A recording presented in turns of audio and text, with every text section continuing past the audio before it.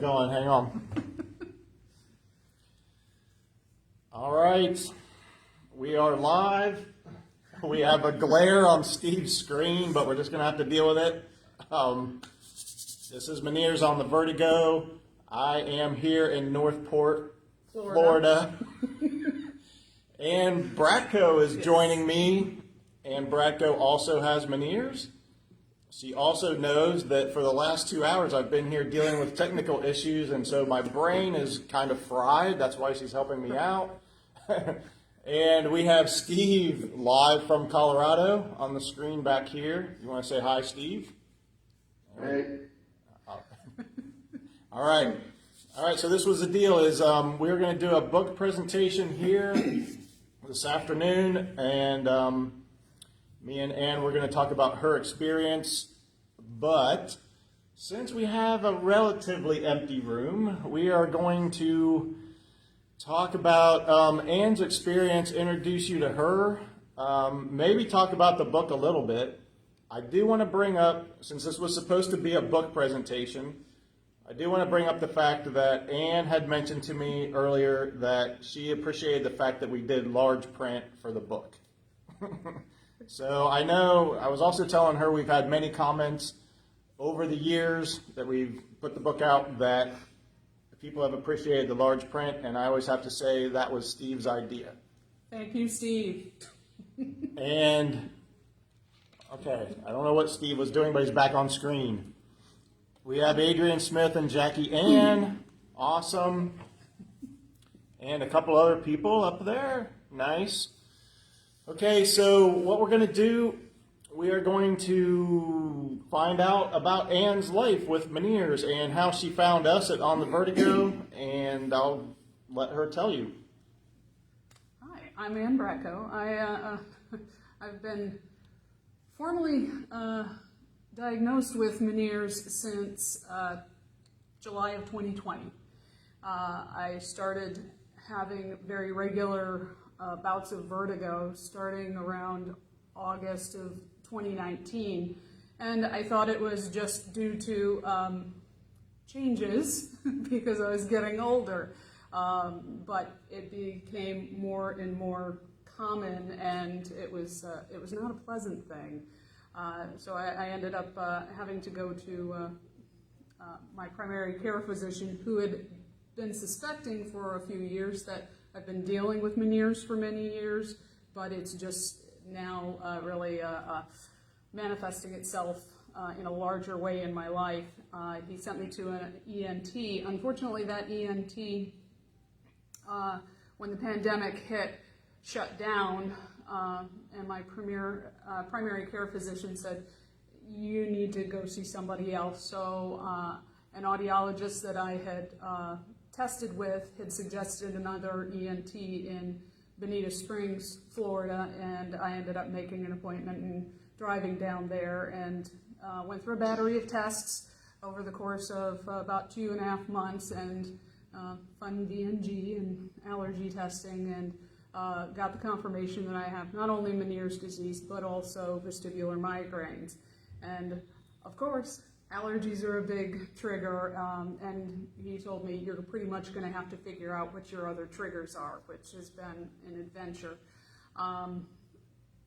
I have gotten things somewhat under control as long as I am paying attention and don't do something silly like last night having wine with sulfites, which made me wake up at 3 o'clock this morning with a terrible migraine that I had to stagger to the bathroom to get my meds to alleviate. But it's been quite a challenge since I work from home mostly and I'm on conference calls through Teams. If my tinnitus is really acting up, it's a challenge at times. It's a huge challenge. But thankfully I have a boss and management team above me that is extremely supportive, and they've told me if there's anything that they can do to help me if my hearing does get worse, and just using noise canceling earbuds isn't working for me, then they'll work with me to do that, which is a help. I know a lot of people have challenges with their employers when they find out that they've got this issue and they're not as willing to work with them. But I'm very grateful to work for a company that is willing to work with its employees who have disabilities, or not really necessarily a disability, but challenges to being able to work like everybody else does. So Anne, do you think your employer understands your disability enough to kind of work with you with it? Like, because it is an invisible illness, so you can tell them what you're feeling, but they're not going to really see it. So, like, do you feel like they really understand what you're going through and they're sympathetic to it, obviously? Well, the manager that I directly report to, she does understand, especially too because, and several people that I work with do understand what I'm dealing with, because before the pandemic, I actually did have a vertigo episode in the office. And I ended up lying on the floor with my head underneath my desk, because that was the darkest part of the room that I could find. Put my legs up on my chair and lay there for about 2.5 hours. When I tried to get up, I could not stand up without help. I had to have someone call my husband to have him leave work, come and pick me up and drive me home, and then he had to get his sister to drive him back to Fort Myers to pick up his truck and drive it home, because I was in such bad shape. At the time, it was before I was diagnosed, at that point I thought it was just food poisoning. But now looking back, I understand it was because the sodium level on the Amy's Chili Mac bowl that I had for lunch just put me over the top, and 820 milligrams in one meal is not a good thing for me. So, note to self, don't do that anymore.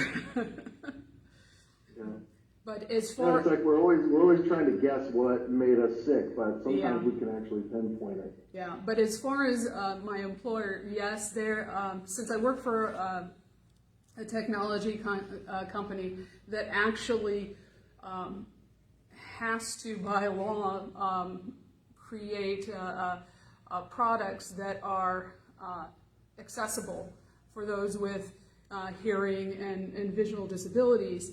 There's a team in place that actually works and designs products with the engineers to develop products that will work for those with hearing and visual impairments. And that's, since I got diagnosed too, I've also joined that group as a kind of an offshoot member. So if there are any newer products that they want to be able to beta test, that kind of thing, I'm available. So there are different products that I have found helpful for me, depending on what the situation is, to include. If instead of turning the TV way up in the house so that my husband's going, does it really have to be that loud? I can have a little speaker system that has a RF connection to a transmitter that's connected to the TV, and I have the audio right here, and I can set it to whatever volume I have. And I have the first generation one. We recently came out with a second generation version that will actually Bluetooth connect to phones and laptops and things like that too. So that is helpful for me. So like I said, I'm very lucky working for the company that I do. So do you read lips, Anne? Not a lot, but I do find it helpful, especially if my hearing is kind of off. It does, if I can hear just enough, but I can look at people's mouths, I can usually figure out what I might be missing.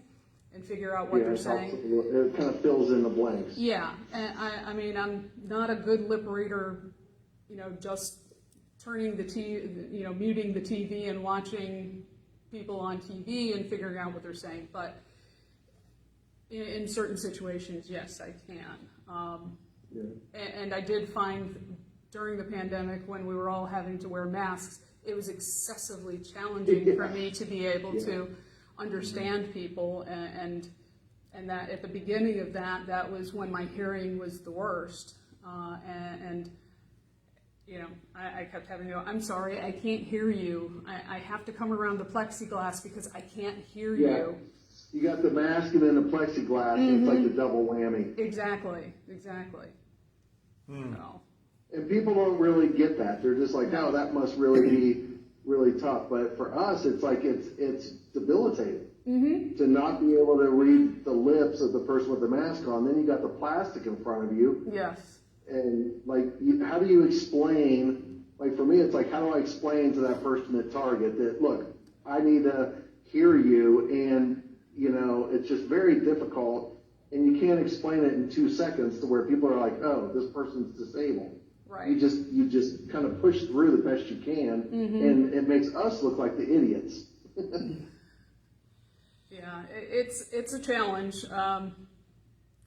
Thankfully, I was able to get a lot of my dietary issues under control, so my hearing has improved. At one point in October of 2020, the audiologist at my ENT was suggesting that I take some hearing aids home and try them for a few weeks and then come back, because my hearing in both ears, because I'm bilateral, was so bad.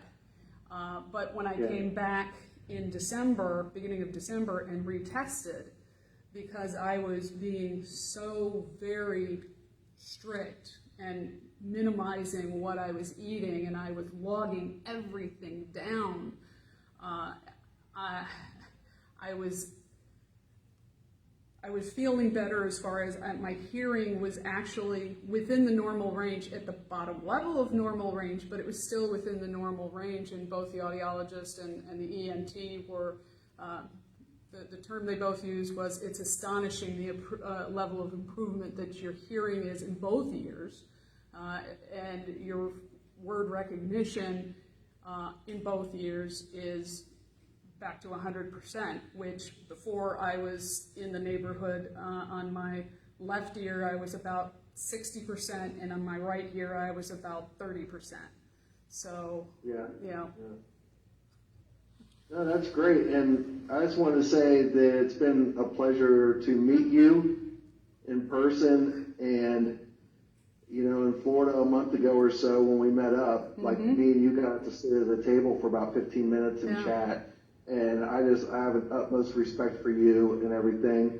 What happened that day? Like, how did you end up showing up to meet Dave and I? Because that was really bizarre for us, because it's very difficult to find and meet up with Meniere's people when you have Meniere's. It's like you either have to make a huge effort or you just have to bump into them. And for some reason, we just bumped into you. So explain that process of what it was. How did you end up at the golf tournament with us, and what was that like? Because to me, it was a complete treat, because that just doesn't happen in our community.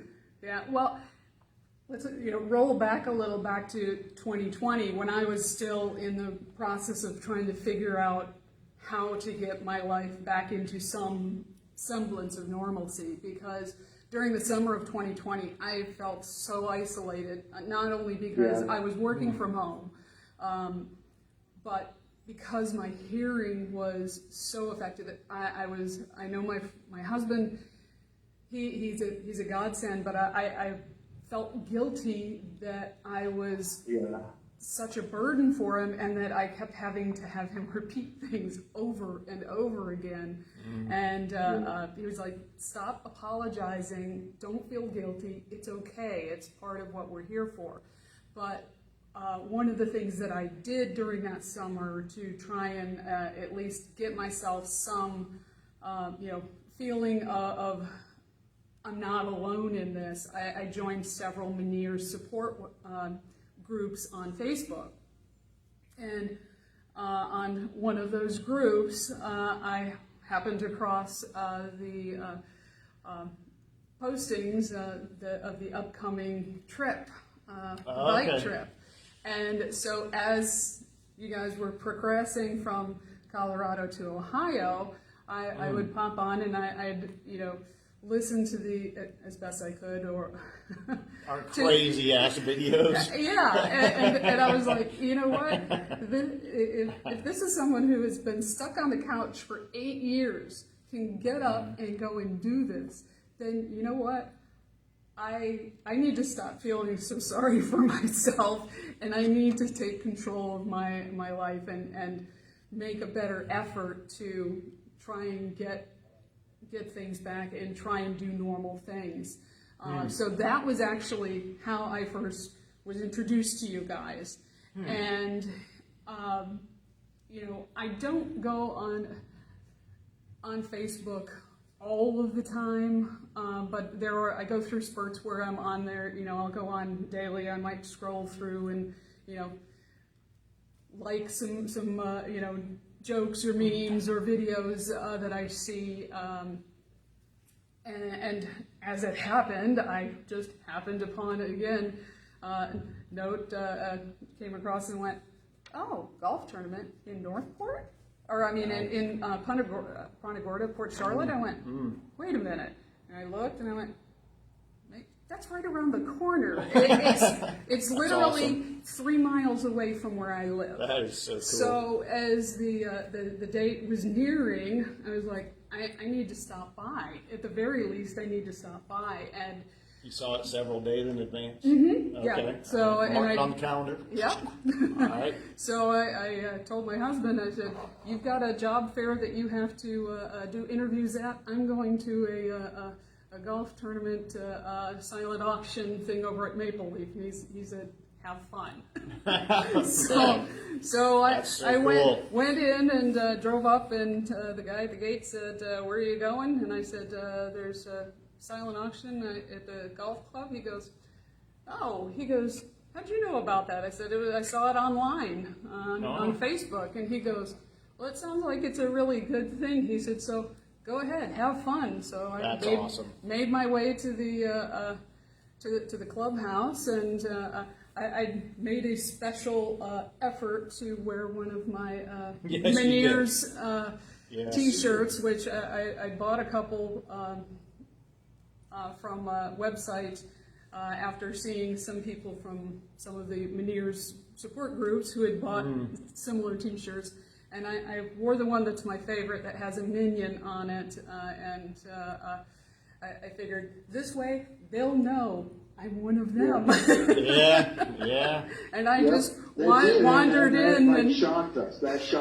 So we all noticed it right away. All of us. Brian, Dave, me, we all noticed it. And it was funny because this is the first time I talked to Anne. I was so busy that day I didn't get to talk to her, but I was always wondering because they were really strict about who gets in the gate. We had to make a list, and they were making a big deal about it, like, you better have everybody on the list and stuff. And then a couple of days after the golf thing, I was like, well, how did Anne get in there?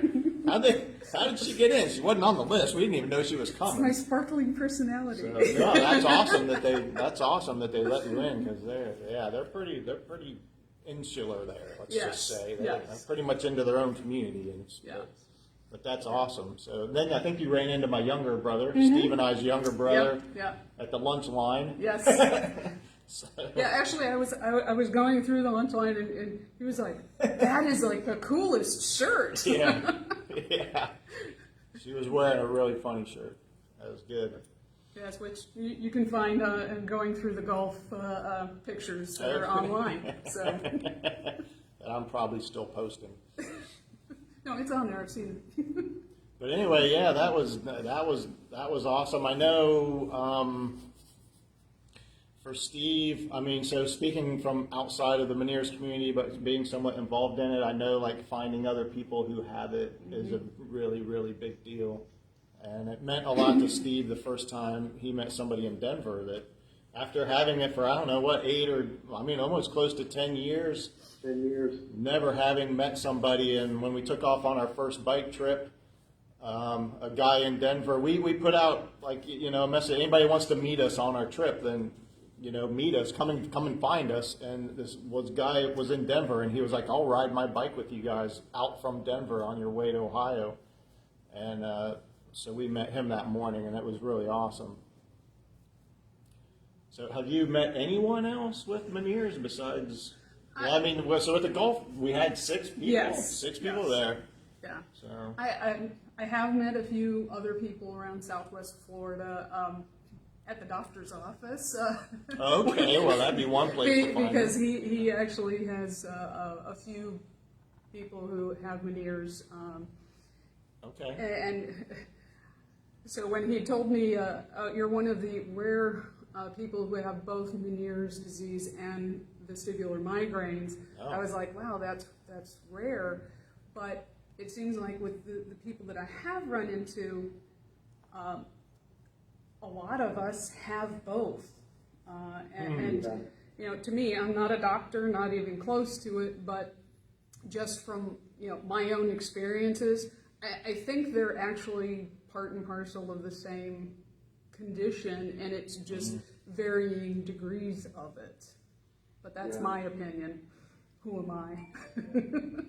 I often get people. Well, Go ahead, Steve. When it's so hard to diagnose these things, it's like I think I probably have VM also, along with some other friends of mine, and it's just hard. It's such a fine line between all these different things we deal with. So it's like, oh, is it a Meniere's attack or is it a VM attack? And it could be one or the other. And I'm at the point now where I've dealt with it so long I don't question it.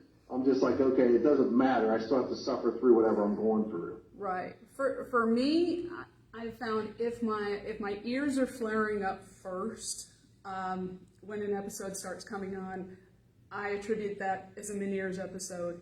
If my ears aren't flaring up first, but I might get like an ocular migraine, with the aura, or the stigmas. Yes, or just in general a really bad migraine, but my hearing's not affected. I just attribute that to a vestibular migraine.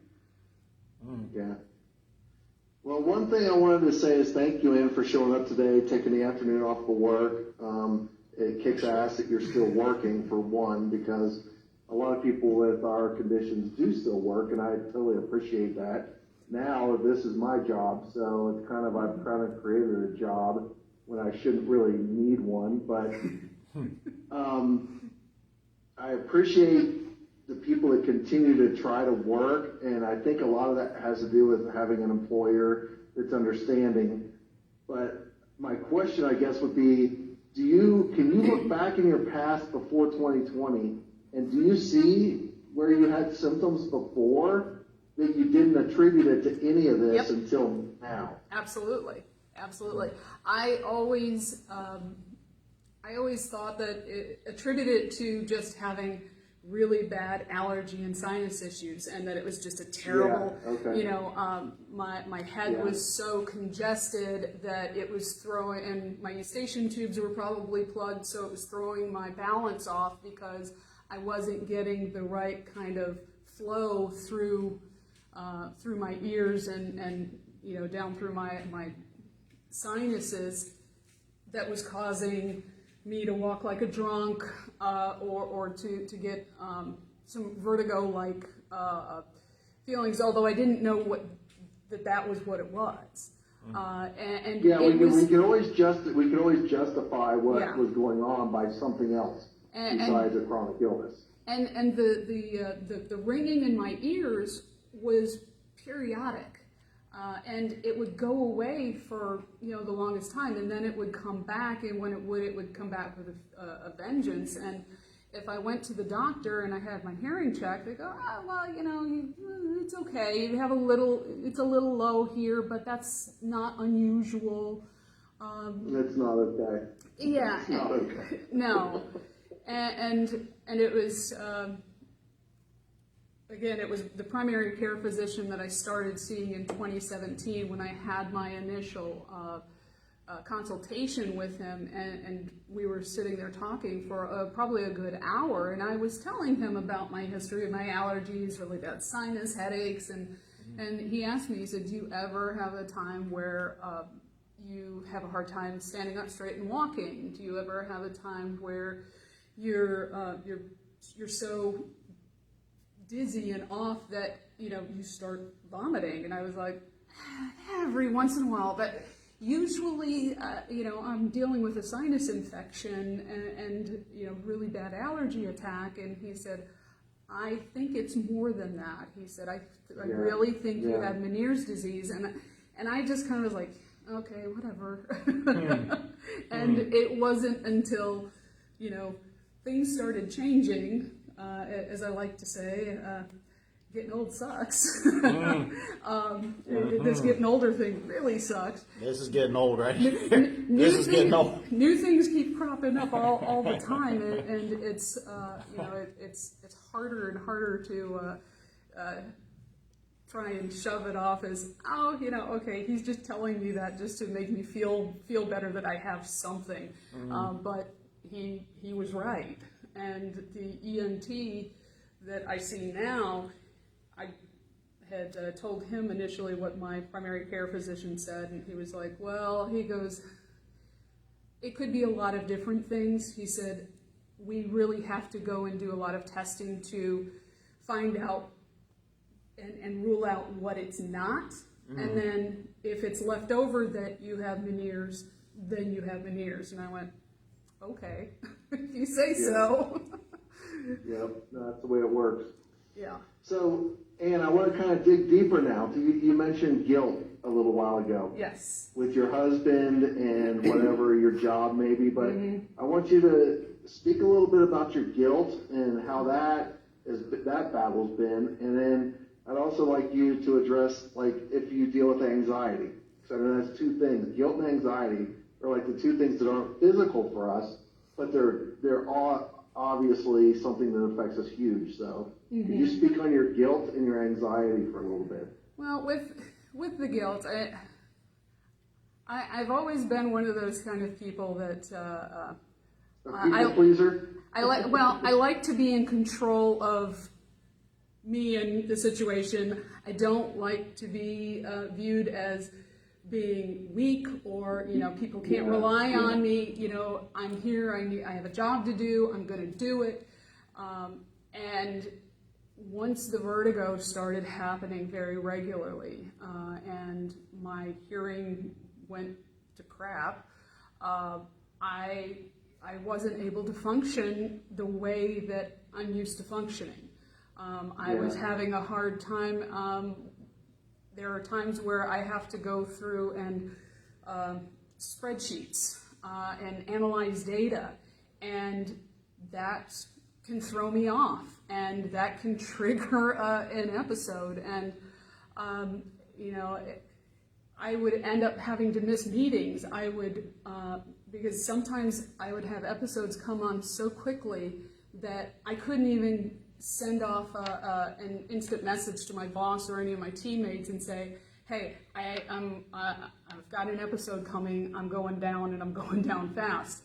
And my boss, she was like, it's okay. She goes, if I can't raise you and you've dropped off, that you're dealing with this, and I will text you later in a couple hours to check on you. She goes, and if I have to, I'll text your husband and ask him to check on you, or have someone check on me.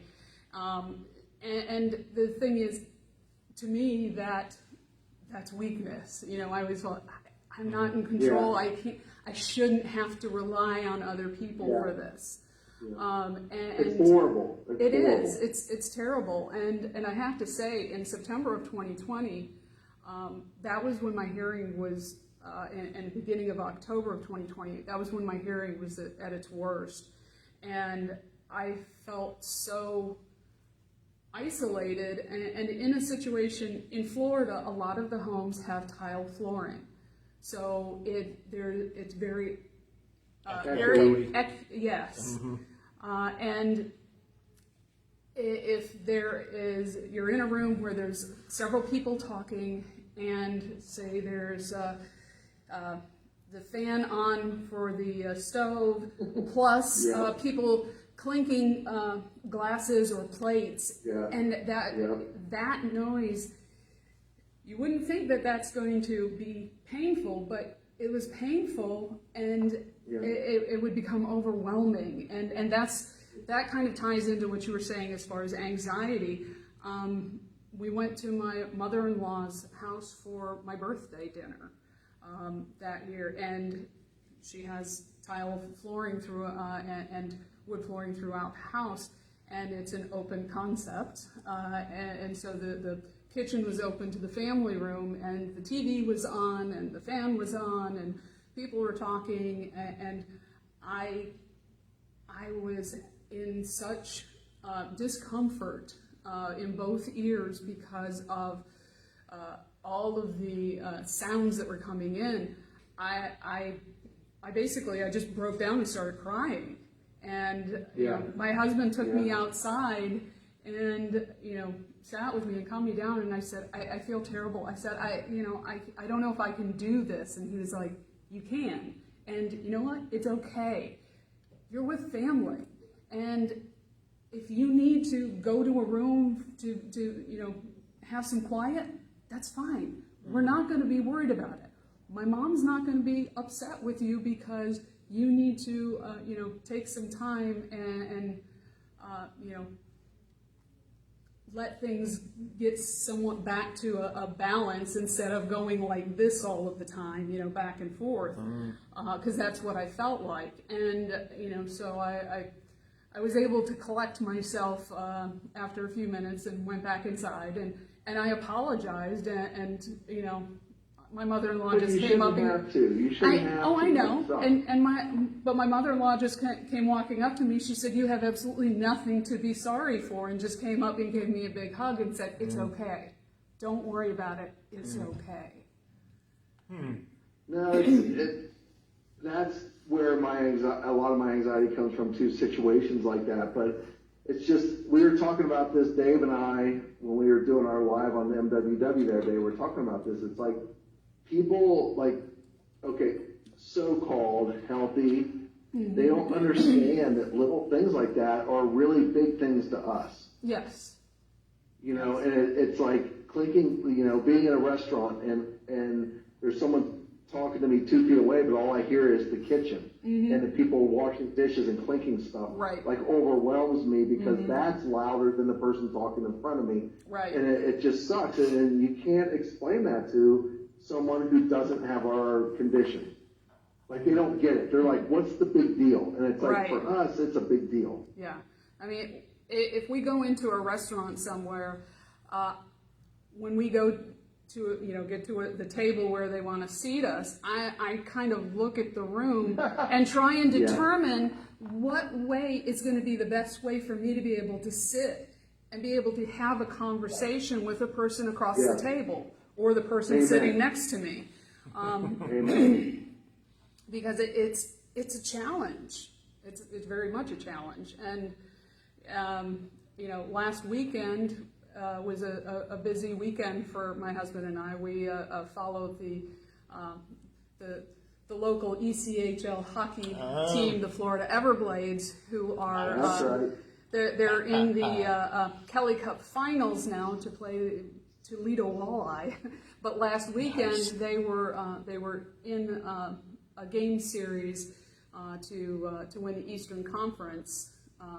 And so we had games 4 and 5 on Friday and Saturday at Hertz Arena down in Estero, Florida. And my husband and I have been season ticket holders for the last 10 years.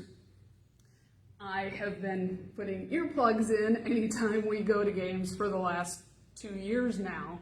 And even with the earplugs in, crowd noise is a challenge, and especially if there's like a small child who is a row or two behind us that screams a blood-curdling scream. So I keep my meds in my little clear bag with me, so if I need to do an emergency med pop, I can do that. And then on Sunday, there was a Pink Floyd cover band, Brit Floyd, also at the arena, and they used the original Pink Floyd group's stage. The laser show. Yeah, laser show, and it's great, but it's it was more challenging this time for me. The last time that we went to a show was in 2019, before my vertigo really started kicking in. So the lights and the lasers flashing back and forth didn't really bother me as much as this time. I did well, but I was being very aware of watching the lights and which direction they were going, and anytime they were starting to come rotate towards where we were sitting, I would usually close my eyes and turn my head, and they had some crowd-facing lights that periodically would strobe during some of the numbers, and for that I just had to close my eyes, cover them with my hands, because even with my eyes closed, it was still not comfortable. No, I get it. So I get it, and the visual effects are a lot more sensitive for me than they used to be. No, I totally agree with that. And the thing, Meniere's on the Vertigo has become a nonprofit, and the cool thing is that it's not about me and Dave and what we're doing. It's about letting other people's voices be heard, because that's the biggest issue with, I think, any chronic illness, but especially Meniere's disease and it being an invisible illness, that we don't feel heard. And so to give you this platform and to be heard, I hope it's healing for you. Whoa! Well, that's healing. I don't know. What? You guys want to Oh, hang on a second. I think it's probably just the light timed out. I think it's motion sensor. Motion sensor lights, apparently. Let Let there be light. We just totally thought it was like a hurricane or something came through, but No. motion sensitive lights in here. We just did not move enough. But we've been drinking. No, it was the God saying that Anne needs a break from all the bright lights, because that looks like a bright room. But the thing with MOTV is that Dave and I, we got to write a book, and so I feel heard through that.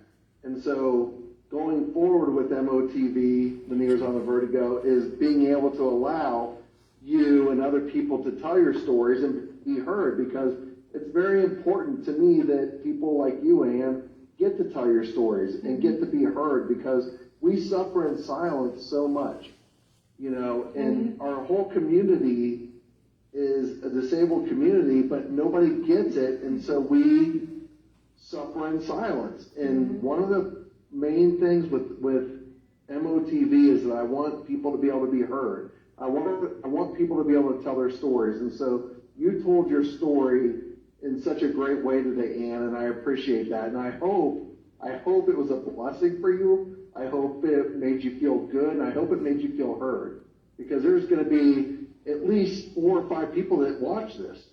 There's 4 or 5 people right now. That's right, right now. I mean, they might be watching TV. I hope you feel like you're being heard, because one of the platforms that for me personally, I want Meniere's on the Vertigo to be a platform where people can be heard and tell their stories, because it doesn't happen often. Yes. And by writing the book, I felt like I could put my voice out there and be heard, and it was healing. And it was like, okay, people can read the book if they want. I don't care if they do or don't, Quit but at moving. least my voice is out there and I got to tell my story. Right. So I hope you feel like you got to tell your story today, Anne. Absolutely, absolutely, and I appreciate the opportunity. No, and on that note, I got some questions for you. I'm going to bang out some questions for you. Okay. Lightning round. As he's thinking. I think he's thinking. Are you ready? I'm ready. All set, ready to go. He's working on it. I think. Did we lose him? Oh, I think we lost him. Uh-oh. All right, let's try to get him back real quick. Let's see. I thought he was. Can you do an F5 to refresh the? Right there. Oh, there you go. Okay, here he comes. Where do I have? No, he's trying to call you on your phone right now. I'm gonna redial him over here. All right, technical issue. Hang with us, everybody. Coming back. He's coming back. There he is. All right, he's back. Okay. All right. We lost you. Right. Something happened. You guys cut me off. That was weird. Yep. Technical difficulties. All right, Ann, are you ready? I'm ready. Who's going to win the Stanley Cup? I'm thinking, Tampa Bay might be able to Ooh. bring it out again. 3 years dynasty. Local. All right. Would that be 3 years in a row for them? Yeah. Wow. Okay. Yep. Shows you what I know. I don't even live here now. All Is right. he frozen again? I think he is. Yep, it says refresh. Hang on. Before we do that, let's try an F5. Try F5. Right there. Oh, he's coming back. All right, we're trying to keep Steve with us. I don't know what. I wonder if it's happening on his end. I don't know. It's weird. It says we're currently offline. You know what? I wonder if the internet.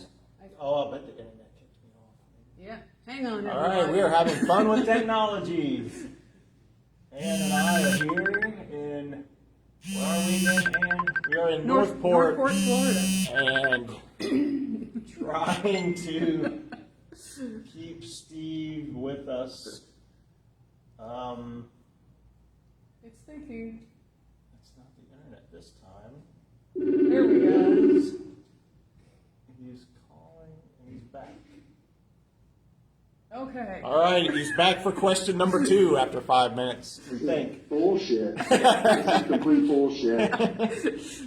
The Wi-Fi It's, dropped us up, so. If Did it's you not, answer my question, Ann? oh well, yeah. Okay, so Stanley Cup. She's gonna say Tampa Bay. Tampa Bay. You suck. You suck. Oh, the Avalanche are still in it. I hope the Avalanche can go against your Tampa Bay Lightning because we're going to kick your butt. Yeah, well, Okay. I have no doubt that the Avalanche are going to beat Edmonton. So. I like that. I like that. And I have no doubt that Tampa Bay is going to whip the Rangers eventually, but they got their butts kicked last night. But they'll come back. They're okay. I know you're a huge hockey fan. Okay, question number 2. What's your favorite band? Don't think about it. Just throw it out. Right now, Iron Maiden. Oh! What is that? You're kissing my butt. That's what you're doing. No. I think she studied up ahead of time. No. Yeah, I do love. I'd say Pink Floyd's my number 2, but Iron Maiden's my number 1. Oh, I didn't actually realize that. It's just that my husband and I we went and saw Bruce Davidson in Tampa when he was having his evening with Hiatus. Yeah. Bruce Davidson, and it was when he released his book, and that was pretty cool. Yep. And we're going to go see Iron Maiden in October in Tampa at Amalie Arena. So. I got my tickets for September 17th in Denver. Oh, so cool. we'll talk about that. So I can't wait. It'll be the 7th time I've seen them, and I'm taking my 20-year-old son because awesome. he needs to see Iron Maiden live before he dies, because I'll probably die right after that concert. So anyway, all right. What's the best book you've read in the last 5 years? That's an easy one. Oh! She's holding that up, not me. Here's my hands. That's her answer. No, That was a good read. I started reading it, after the golf outing, and it's a good book. All right, thank you. Thank you. I like the way it was written, and I appreciate the larger font. Yes. Thank yes, you. yes. We've heard a lot of compliments on that. What's your favorite movie? Oh, favorite movie. Don't think Hang hard. on. And Wait, don't wait, say before Steel that- Magnolias or I'm hanging up. Before that, I want to go. Wait a minute. Kyle Witter was with us, and he loves Steel Magnolias, so don't bash it. But No, I bash it. I want to find out what was your favorite part of the book. You can say the Dobermans. She didn't read it, so she's gonna have to throw something out there and make it up. Was it the Dobermans, the pigs, the pig trucks? I like the pig trucks. The pig trucks, because I did like that, because I can relate to that. Having lived in Alabama and driven throughout the South, and Yes. having gotten caught behind pig trucks before, I totally understand and appreciate that. So Okay, yeah. it made me laugh, that section, actually. Yes.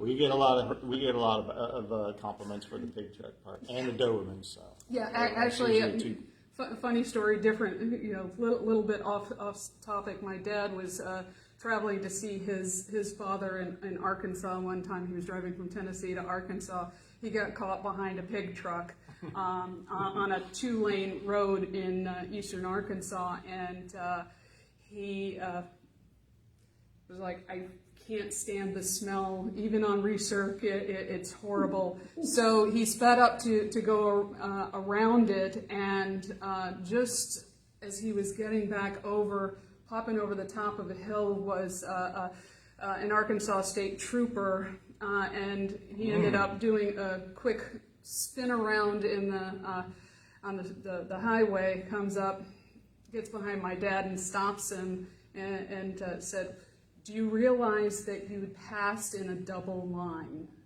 and you were speeding? And my dad goes, it's because I was stuck behind the pig truck. I couldn't handle the smell anymore. Yeah. Did he let him go? Did he let him go? That's No, he didn't let him. He didn't let him off. what? Oh man, that cop must have been a pig farmer as well. Apparently. It could be. Did you say your favorite movie? Oh, Yeah, we're going now. Favorite movie. my favorite movie. When this is a movie, Young it'll Blood. be her favorite. No. Yeah. What was the other History one? of the World Part 1. Oh yes. Oh, yeah. Yes. Okay. Yes. I'll take That I'll take and that and Stripes. They kind of. But History of the Okay. World Part 1 is a little above Stripes. I think Stripes is just classic. So I have to Yeah, say it's something. I got into town early today, so I went to the library, and I didn't know that Mel Brooks had an autobiography, but he did. And 2 hours ago, I read the section about him making History of the World Part 1. So that is hysterical. I have that book. My Yeah. husband got that for me for a wedding anniversary present. Nice. We need to hang with her family. These guys are cool. Well, Ann, thank you so much for telling your story. I appreciate it. I hope you and Dave go out. MOTV is going to treat you to lunch today. Awesome. And Yes, we you are. guys can sit and chat some more, and I hope to hear some more about that. Cool. But our hour is up, and I hope you feel heard, Ann. I hope do. you feel like you've got to tell your story, and I hope a lot of people rewatch this so that they can get your story, because you can read my book and get my story, you can watch MOTV and get my story, but my goal is to bring Ann, you, and others, and allow MOTV to let you guys tell your stories. So that's my whole goal with MOTV, is to let people be heard, because we suffer in silence, and it's isolating and lonely. And to have you share this hour with us today was fantastic, and I so appreciate you taking the time to do this. Oh, my pleasure. Thanks for having me. I appreciate it. Yeah, thanks a lot. And shout out to Bones in Switzerland. He's been hanging in there. And Jackie Ann is with us. And Adrian, of course. Adrian hanging in there. Kyle, when you were here, but you're gone. All right. All right, everybody. Thank you for showing up and watching. And this book titled Backwards on the Vertigo. I don't know if you can see that. Sometimes they can see that right, even though we're looking at it backwards. Sometimes it's forwards on it. All right, but anyway, peace out, everybody. Have a good evening. We're going to dinner. Take care. Bye. Bye.